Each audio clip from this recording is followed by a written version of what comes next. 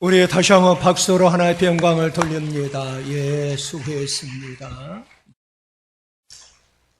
십자가의 보혈로 저희들을 정결케 하여 주시고 오늘도 거룩한 하나님의 자녀로 삼아 주셔서 거룩한 성일 우리 주님의 날, 주님의 몸된 교회에 나올 수 있도록 건강 주시고 믿음 주시고 인도해 주심을 감사드립니다. 우리 주님을 더 깊이 사랑하고 주님을 닮고 싶고 주님의 향기가 되고 싶지만은 항상 우리 성령님이 이 시간에 이 장소에 임재하여 주셨고 이 장소가 은혜의 공간, 축복의 공간, 기적의 공간이 되게 하여 주시옵소서. 혹이라도 어려운 형편, 가정불화, 자녀 문제, 직장, 사업장까지도 문제가 있으면은 성령님의 도심으로 소망의 기도로 응답해 주시옵고 오늘의 고난을 축복의 기회로 하나님이 바꾸어 주시옵소서. 가장 미약한 중에 하늘의 말씀을 가지고 섰습니다. 하나님께서 이 말씀을 붙잡아 주시고 말씀 가운데 임재해 주시고 말씀으로 충만케 하여 주시옵소서. 예수님의 이름으로 간절히 축복하며 기도하옵나이다. 아멘. 할렐루야. 우리 성산교회는 우리 장로님이 기도하신 대로 6월은 나라사랑 기도의 달로 정했습니다.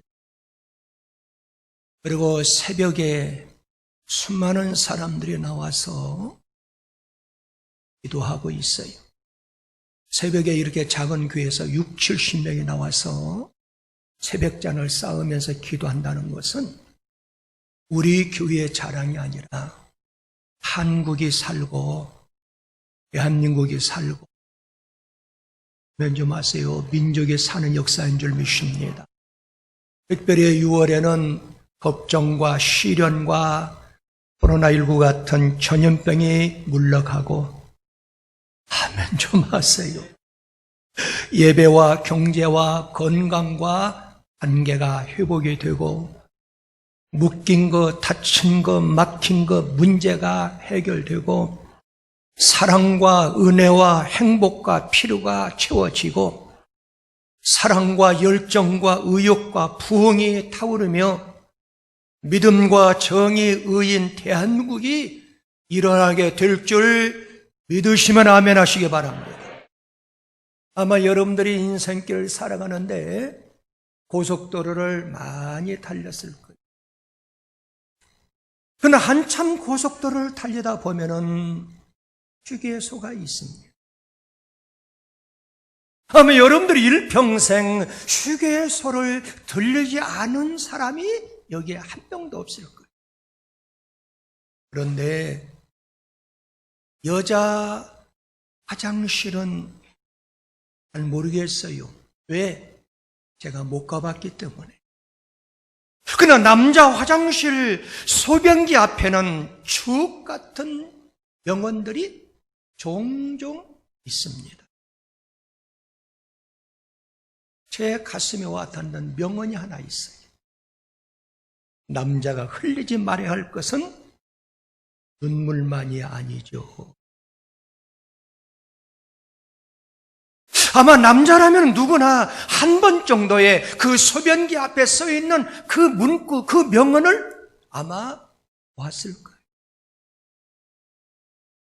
마치 독립투사가 마지막 유언을 남긴 듯한 비장함마저 느끼게 할 정도로 감동을 줄 때가 있었습니다. 눈물이 아닌 것이 무엇인지는 굳이 부연 설명을 하지 않아도 아마 남성이라면 아마 아실 거예요. 우의적으로 전달하는 그 번뜩이는 재치에 아무리 무심한 남정낼지라 할지라도 웃지 않을 수가 없습니다. 남자가 이 땅에 태어나서 울어야 할 때는 3번 있다고 그래요. 첫 번째는 태어날 때 운다는 거예요. 두 번째는 부모님이 돌아가셨을 때 운다는 거예요. 세 번째는 나라가 어려움을 당하고 나라가 망했을 때 조국 때문에 운다는 겁니다. 성경 역사를 보면 애국자가 많이 등장하죠. 특별히 느헤미야라고 하는 그 애국자는요, 느헤미야서 1장 4절에 보면은 이렇게 나와 있어요. 시작. 내가 이 말을 듣고 앉아서 울고 수일 동안 슬퍼하며 하늘의 하나님 앞에 금식하며 기도하였더라. 그러나 느헤미야는 나라의 비참한 소식을 듣고 조국을 위해서 울었다는 거예요.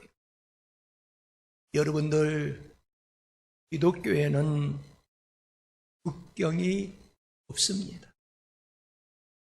그러나 그리스도에게는 조국이 있다는 말이 있어요. 참된 크리스찬, 참된 예수 믿는 사람이라 하면은 자기 조국을 생각지 않을 수가 없고 자기 민족을 사랑하지 않을 수가 없다라는 말씀입니다.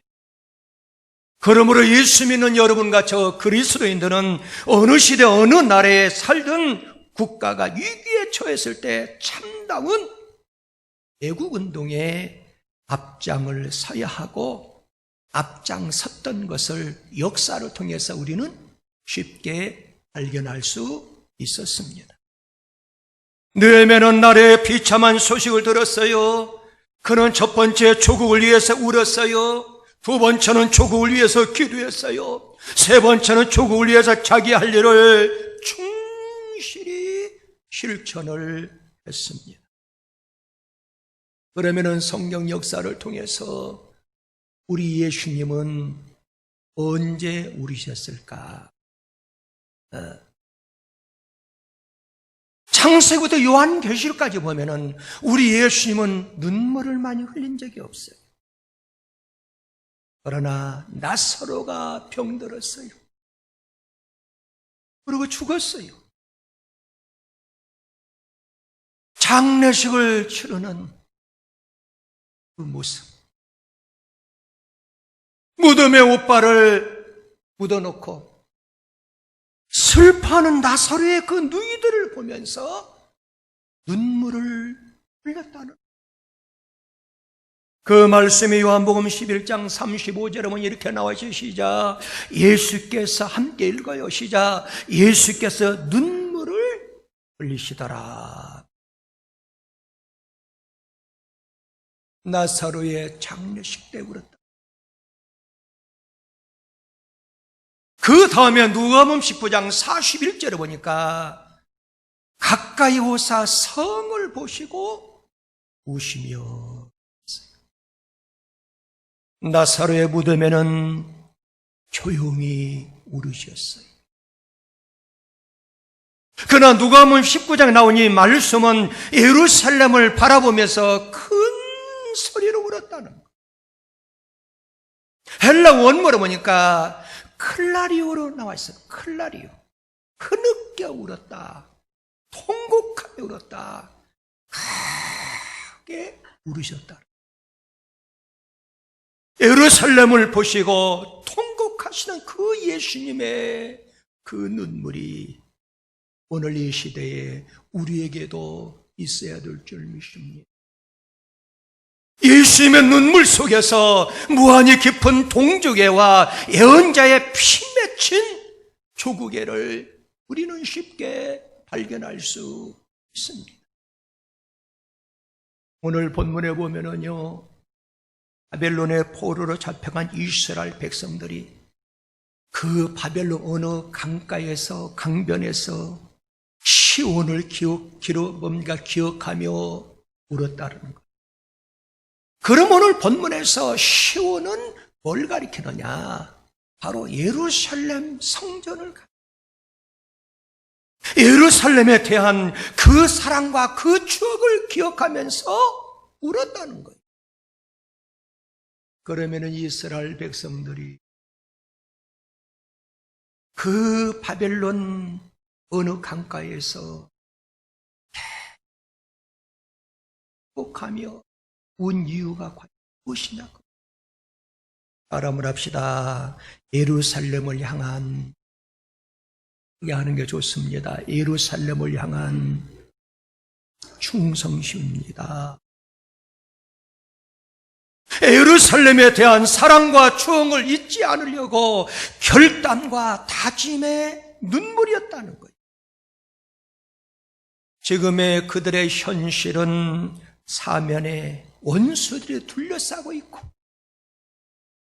우리를 멸망시키려고 하는 세력들의 거세지는 위기 속에서 그들은 지금 살고 있지만, 언젠가는 우리가 애국심을 가지고 살면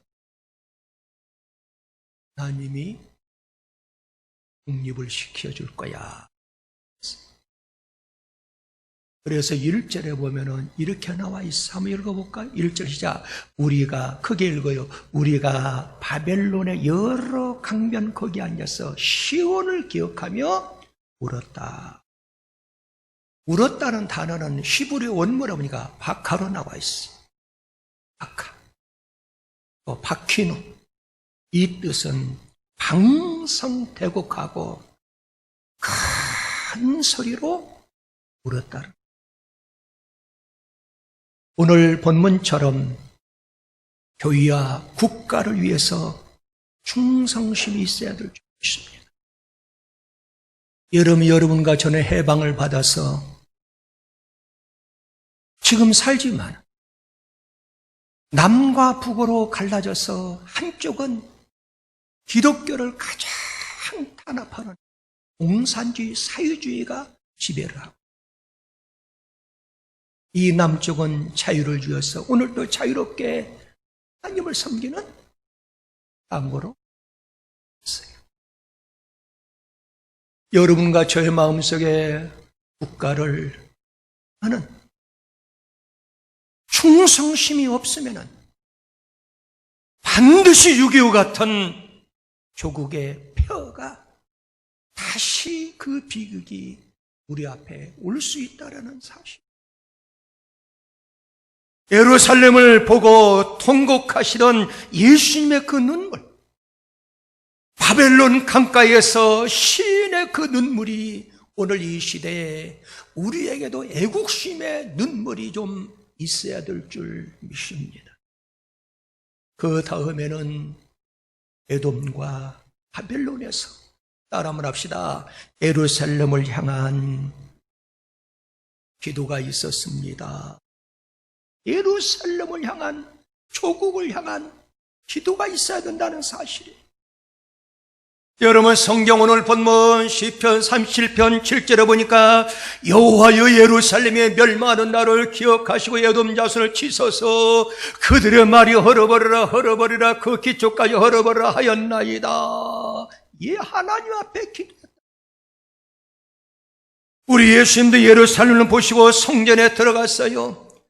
그래서 기도하러 성전에 들어갔지만 성전 안에는 기도하는 처소가 되지 않냐고 장사꾼들의 장사하는 처소가 되었어요.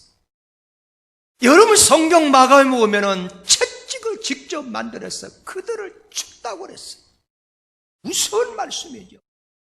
내쫓으며 그들에게 주시기를 내 집은 기도하는 집이라고, 나라 민족을 위해서 기도하라는 말씀인 줄 믿으시기 바랍니다.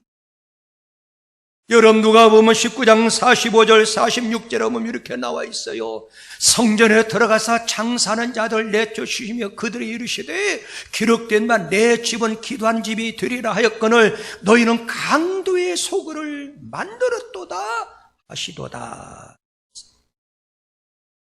인류 역사의 과거와 현재와 미래를 통찰하시는 우리 주님께서 예루살렘 성전은 회칠한 무덤같이 사람이 보기에는 거친 화려합니다. 멋있습니다. 속은 율법과 규권과 타락한 윤리로 부패한 모습을 보고 예수님은 그 예루살렘을 보고 울었다. 목매우시던 주님의 사랑은 곧 심판에 대한, 멸망에 대한 경고인 줄 믿으시기 바랍니다. 오늘날 한국교회를 보세요. 기도하지 않고 강도의 구렬로 되지 않았는지 우리는 회개해야 돼. 아니, 한국교회를 보지 말고 우리 교회를 보세요. 아니, 우리 교회를 보지 말고 내 자신, 이 심령은 예수님이 거하는, 성령님이 거하는 성전인데 이 마음속에 기도하는 마음이 이어지고 있는, 이미 강도의 구렬이 되어서 마귀 사탄이 거하는 장소가 되어서 시기하고 질투하고 세상 험한 것들로 가득 차 있는 이 성전이 아니에요. 우리의 자신들을 점검해봐요. 우리 사랑하는 성산의 가족 여러분, 기도는 한 번 하고 쉬는 게 아니에요. 멈추는 게 아니에요. 바울 사도는 유치기를 데살로니가전서 5장 17절에서 쉬지 말고 기도하라 그랬어요. 그러므로 여러분과 저는요, 일평생 동안 쉬지 말고 내 마음속에 성령님이 거하는 기도하는 집이 되어야 될 줄 믿습니다. 오늘 6월 첫 주를 맞이해서 이 국심을 가지고 나라와 민족을 위해서 쉬지 말고 기도합시다. 사랑하는 교회와 성도들을 위해서 멈추지 말고 기도합시다. 민족의 희망 덩어리의 자녀를 위해서 힘써 기도합시다. 마지막으로 오늘 본문에 보면은 왜 그들이 그토록 울며 그렇게 애타게 묵노와 기도를 했는가? 그 이유는 하나님의 백성으로서, 따라 말합시다. 정체성, 크게 하세요. 정체성, 거룩성을 지녀라. 왜 따라하냐 하면은 조는 사람이 있다는 거예요. 그래야 따라하게 되면은 여러분들이 졸리지 않아. 멍하니 집에 있는 거, 거기 누룽지 거, 딱 뭐가 우리 남편이 이미 먹는 거 아닐까. 자꾸 그런 생각 하지 마. 자꾸 따라하라는 이유는 여기에 초점을 맞추라는. 제가 눈이 작아도 볼 건 다 봅니다. 아니, 뭘 하고 오후 예배 주보를 보고 있어요. 그런 거 보지. 예배 마치고 봐도 시간은 널널합니다. 그러니까 저를 바라보시고 자꾸 따라 하십시오. 그 이유는 누군가가 장난하고 있다는 거예요. 그럴 때 정신 바짝 차고 나를 바라봐야지. 네? 내가 바라보지 말라는 뜻이에요. 따라합시다. 정체성, 거룩성을 지녀라. 이 말은 자신의 브랜드 명예, 더 쉽게 표현하면은 하나님의 브랜드 명예를 손상시키지 말라는 거예요. 무슨 말이냐? 추악하고 더러운 바벨론 사람들 앞에서 결단코 하나님을 찬양하는 노래를 부르지 않겠다는 다짐이에요. 이게 뭡니까? 그리스도인의 정체성을 좀 간직하라고. 그래서 그들은요, 포로로 끌려갔지만은 예루살렘 성전에서 하나님을 찬양하는 그 수금을 나무에다 얽혀놨다는 거예요. 안 부르겠다는 거예요. 왜? 하나님만 찬양하겠다. 이런 좀 정체성이 있어야 되고. 한번 읽어볼까요? 2절입니다. 시작. 그 중에 포도나무에 우리가 우리의 수금을, 악기를 다 내려놨다. 그 다음에 3절입니다. 3절 시작. 이는 우리를 사로잡은 자가, 거기서 우리에게 노래를 불러달라는 거예요. 바벨론 사람들. 그러나 시작. 우리를 황폐하게 한 자가 기쁨을 청하는 찬송하고 노래를 통해 자기들이 기쁨을 얻겠다는 거예요. 시작. 자기들을 위하여 시온의 노래 중, 시온의 노래가 어디요? 예루살렘에서 불렀던 그 노래를 악기를 통해서 불러달라는 거예요. 그렇죠? 하나를 노래하라 하며 성전에서 불렀던 그 노래를 우리를 위해서 불러달라는 거예요. 그런데 4절에 보면 시작. 우리가 이방 땅에서 어찌 여호와의 노래를 부를까? 이 말씀은 추악하고 더러운 그 땅에서 바벨론 사람들 앞에서 결단과 하나님을 찬양하는 그 노래를 부르지 않겠다. 이 말씀은 하나님의 브랜드 그 명예를 내가 죽는 한이 있어도 손상시키지 않겠다. 이런 좀 자존심이 좀 이런 좀 뭡니까? 결단력이 좀 있어야 돼요. 할렐루야. 하나님께 부르는 이 찬양을 바벨론 사람들의 유흥이나 독구는 그러한 도구로 사용되지 않겠다라는 거예요. 아주 시온 예루살렘만을 하게 되고 예루살렘만을 기뻐하며 살겠다라는 사실이에요. 얼마나 큰 다짐입니까? 여러분들 가끔 자기의 정체성, 거룩성을 망각하고 노래방에 가서 기독교인들 별로 유행가를 못 부르니까 노래방 가서 내 주를 가까이 찬송을 부릅니다. 그건 제가 직접 들은 얘기예요. 노래방 주인이 타락한 기독교인들이 와서 노래를 부른다. 타락한 기독교. 여러분 노래방 가서 찬송을 부를 장소입니까? 이건 하나님의 브랜드 명예를 손상시키는 거예요. 이런 정체성, 이런 거룩성 우리는 간직해야 해요. 이스라엘 백성들은 아직 하나님 바벨론의 포로를 비록 끌려왔지만 하나님을 찬양하는 그 악기를 가지고 그들의 기쁨과 그들의 즐거움, 그들의 유흥, 독구는 도구로 사용하지 않겠다라는 사실이에요. 여러분 그들은 얼마나 큰 다짐하는 줄 아세요? 보편적으로 악기를 다루는 사람들은 손을 멈추면 손이 굳어버려요. 제가 우리 사모한테 그랬어요. 개척을 당시에 사모가 서울 잠실에서 피아노 학원을 했어요. 개척할 때 저 손을 가지고 반주를 하게 되면 절대 피아노 반주자가 우리 교회에 등록을 하지 않아요. 오늘 이후로 손으로 반주는 하지 마.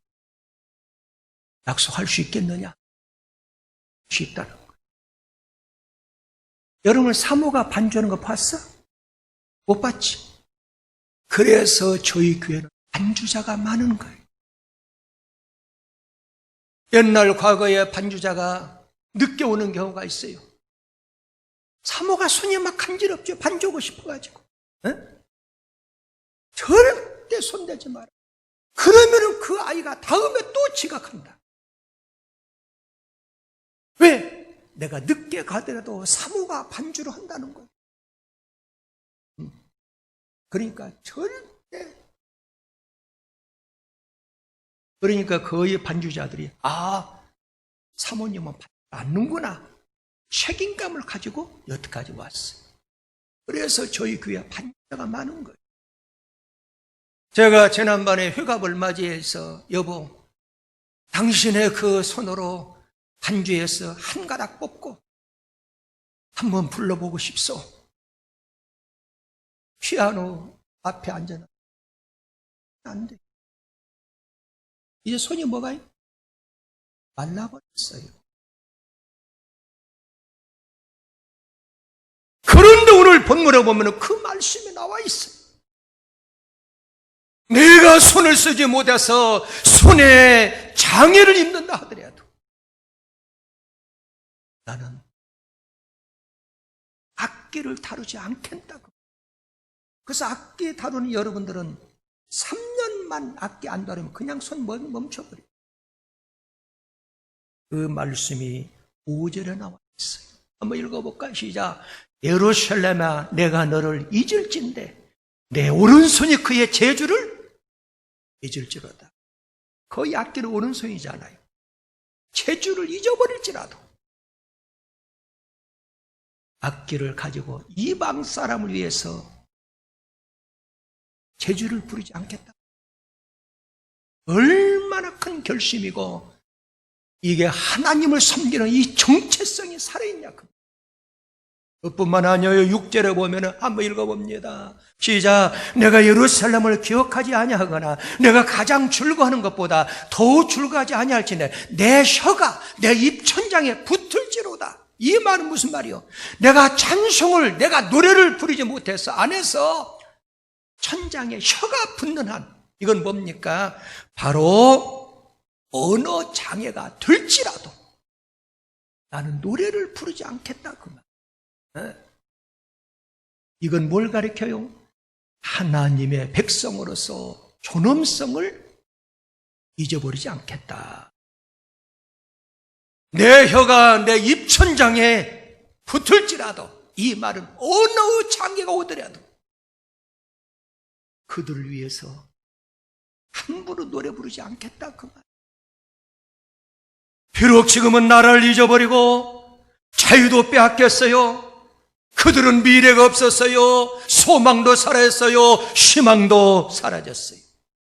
그러나 그 상황 가운데서도 하나님의 백성으로서 정체성과 존엄성, 거룩성을 잃지 않겠노라고 결심하고 다짐했습니다.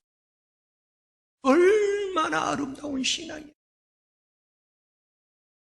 이런 아름다운 정체성과 존엄성과 거룩성 때문에 하나님께서는 그냥 두지 아니했어요. 70년 만에 그들은 다시 고향 시온 땅으로 예루살렘 성으로 돌아오는 기적을 보게 된 줄 믿으시기 바랍니다.